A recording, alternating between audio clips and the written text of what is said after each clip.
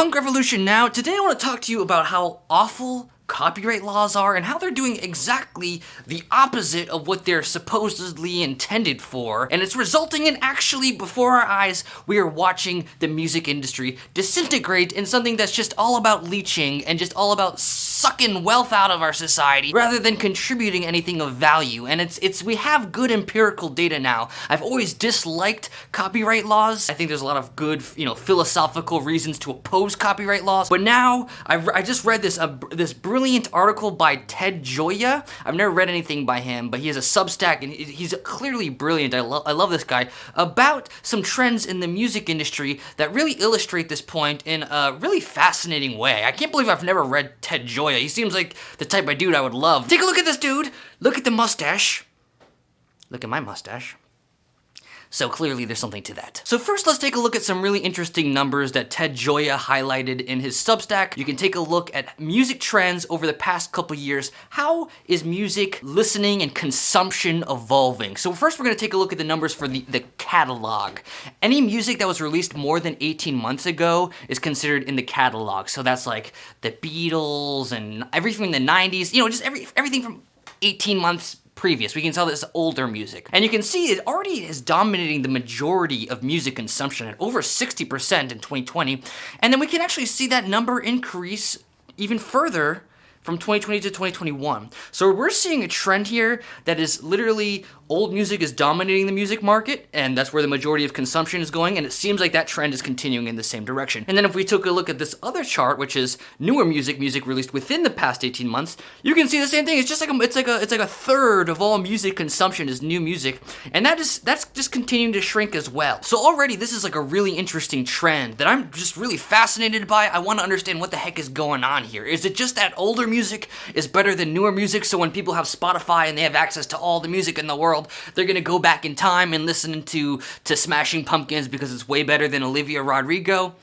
I can't help but suspect there's maybe a little bit of truth to that, but I don't know, that just seems like such a simplistic and just quick and easy explanation that doesn't really answer a lot of questions. Like I want to understand what are the economic institutions that are playing a role in shaping this trend, and what should I, as a musician, someone who's releasing new music and seeing that my new music is not going to get as many streams as older music, how am I supposed to understand what's going on here? I highly recommend you read the Ted Gioia article because he does a great job going in depth and touching on all sorts of different reasons why this could be happening. A trend that's this big, where the entire world's preference to what music to listen to, that's a really complex phenomenon. We're not going to find one particular reason why it's this or that, music better, music worse, maybe the pandemic, new musicians aren't touring as much. There's obviously a lot of different variables that are playing a role in shaping a trend this complex, but there's one that Ted Gioia highlights that I think is by far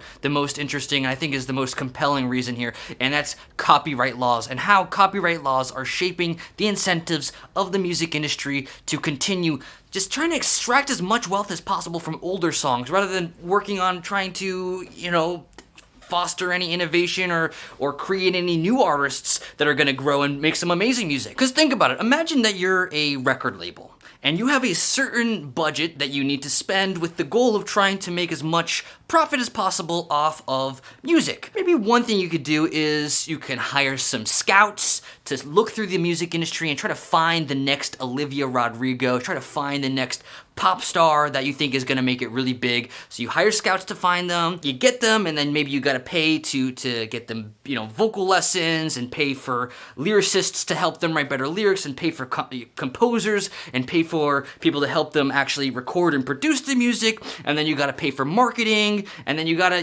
you're putting a lot of time and energy into an up-and-coming artist that you're hoping is going to make it big, and then they go out in the world and they release an album, and for whatever reason they just don't catch on. They're not trendy. You took a very risky investment and it didn't pay off. And maybe it does pay off. Maybe they do, blow up and then become the next Olivia Rodrigo and you make a ton of money off their streams. But as we can see, maybe that's not even the best investment because people are listening to newer music less. So you're probably going to make a lot of streams off this this newest Olivia Rodrigo album or whatever you want to call it, but there's good reason to think this is going to be a short-term return on all this really risky investing you're doing in newer artists. But you can see there's actually something else that a record label can do, and we actually are seeing evidence that more and more record labels are deciding to take this path, and that is to do your best to take that budget, and then instead of blowing it on the next Olivia Rodrigo who's not gonna even make it, you can instead take that money and just simply buy the rights to music that has been previously owned in the past. You don't have to put all that, you don't have to hire a whole team to train a new artist. You literally just go up to another, person who owns the rights to certain music and say, hey, we'll give you this amount of money if you give me this music here, and then that's it, and then you own the music, and it's just kind of like an investment vehicle where you're just kind of continuously making passive income off of the streams that this old music release in the past is making. And that is exactly what we're seeing record labels do now. They are putting a lot more energy and a lot more money towards buying the rights of older music that's released. So you can see there's actual financial incentives here for record labels to put a lot more of an emphasis on just trying to market and to sell and to buy older music and then get people to continue listening to that while they spend less money on, one, helping new artists grow, two, marketing newer artists. They're just doing what's profitable for them, and I can't blame them. That's what everybody does. That's how the whole freaking world works, besides indie record labels that actually give a crap about music as an art. Shout out to indie labels. But you can see that in the big picture with just the major labels, the whole shift that they see, okay, the profit is in the direction of older music, so let's go ahead and invest all our time and money and marketing in that direction. And just an FYI, this is exactly what copyright laws are supposed to do the opposite of. Copyright laws, let's just talk a second about copyright laws. What are copyright laws? They're basically saying, I own this intellectual property, this music, this book, this art, or whatever. Something that anyone can just copy and paste anywhere else. But because I own it, you're not allowed to copy and paste it somewhere else, and if you do, I can get you in trouble. So I got the ownership of this thing here, so therefore I'm gonna be the one making money off of it. And the reason we have those copyright laws is, well, basically the theory is if we have copyright laws, that's gonna help artists and musicians and creatives actually be able to make money off their art, and that's gonna drive innovation. That's the theory. That's, the same sort of weird private property logic that's having people, chop up NFTs into, oh, I own an NFT, you don't. Well, the same logic is applying to music. The idea is that private property makes the world go round, and if we can create some exclusivity within the realm of music, we're gonna see artists make more money off music and therefore invest more in create more creative and better music going forward. Now, there's a lot of philosophical issues I have with this logic. We can go down the path of how copyright laws are not allowing sampling, which is stifling creativity. There's a lot of different ways we can go with this, but the very bottom line is that you can just see, just looking at what the music industry is doing, the innovation is nosediving. No record labels are spending any money on any sort of innovation. They're spending money literally just trying to buy the music rights of past music that's been released. And the reason they're doing that are because of the very laws, copyright laws, that are supposed to encourage innovation. The copyright laws are what makes previous music released in the past so valuable. So music released in the 60s by artists who don't even freaking live anymore, they're the ones who are they're just extracting as much wealth as they can from the copyright laws that gives them the ownership of the music that allows them to continue extracting wealth. And copyright laws don't just screw over newer artists by having the entire industry shift towards just trying to extract as much wealth as possible from older music released. It also kind of, makes new artists a little bit nervous about writing and releasing a new song that might use like a little melody here that happened to be used in a song in the 1980s that we didn't even hear before, and now that artist from the 80s is suing you because you copied their idea, and that's against the law according to the copyright laws. I just really want to emphasize this again. Copyright laws are created because of the theoretical purpose of inspiring innovation of new content creators so they can make money off their new thing released. What they're actually doing is allowing big corporations to continue extracting wealth off of previously released music. Not the artists who made the music, the freaking record labels who own it from buying it. And what's that doing? Then what that's doing is actually discouraging any investment, any sort of energy and marketing and excitement going into new artists, and that's actually reducing any sort of innovation. Are there any freaking record labels who are spending any money on researching new advanced ways to record and produce and record audio and market it and get it out into people's hands? No. They're not. They're just trying to, you know, freaking go back in time and buy up older music. And the end result is we have an entire music industry that's literally just playing hot potato with music. They're just trying to buy low, sell high. It's just gambling. It's just investing. It's just casino capitalism. There's no creativity within this process. And is that going to make newer music not as good as older music?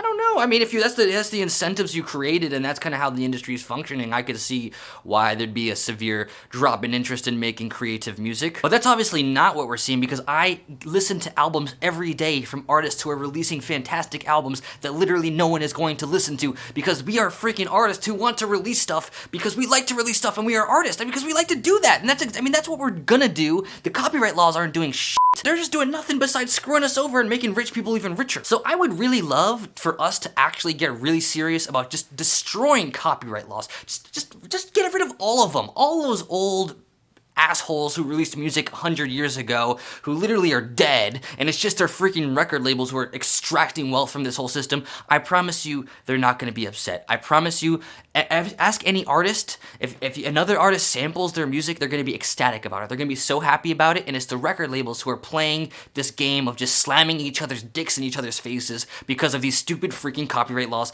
that are supposedly, in theory, supposed to exist so us creative innovators can go off and thrive, but are clearly just existing so those who are extremely powerful just continue to suck and suck and suck and leech and leech and leech and leech. And I have to say, it makes you wonder, if this is how badly the music industry is functioning due to copyright laws, I can't help but wonder how our entire economy across the entire planet is functioning if we continue to see increasing inequality very rapidly every single year. Could it be kind of something similar where the richest people aren't actually contributing anything of value and are simply just playing a game of who can extract the most wealth from the rest of society? I don't know, maybe that's a topic for another video.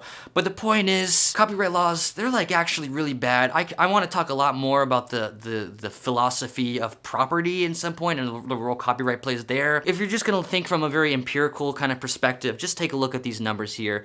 This is not an innovative, this is not a thriving industry. Copyright law is not helping this industry be innovative or thrive or help new artists grow. Copyright laws are doing the exact opposite, and it's killing the industry. So please, we actually really need to do something about this. We need reform the copyright laws, maybe get rid of them completely. I would prefer that, but the point is like, this is Bad Luck Brian right here. Thanks for watching, everybody. I have a lot more I want to talk about on this subject. As my channel grows, which I hope it will grow, I definitely want to make more videos talking about copyright law and hopefully actually inspiring some sort of movement. I mean, I'm still a pretty small channel, but who knows, if I get 100,000 or whatever, hopefully we can actually get some change here, because no artist I know is happy about this, and now we have the data to show it's just destroying the industry. This is supposed to be creative, not a freaking investment vehicle. Whatever, and we're seeing the same thing happen with NFTs. NFTs are basically just trying to force more copyright laws so wealthy people can continue extracting more wealth from all of us. All right, enough of that. I'm done with this shit. Please like, comment, subscribe. I hope you enjoyed this video. New videos every Monday, Wednesday, Friday. Like, comment, subscribe always helps my channel. Let me know what you think in the comments. Punk Revolution now.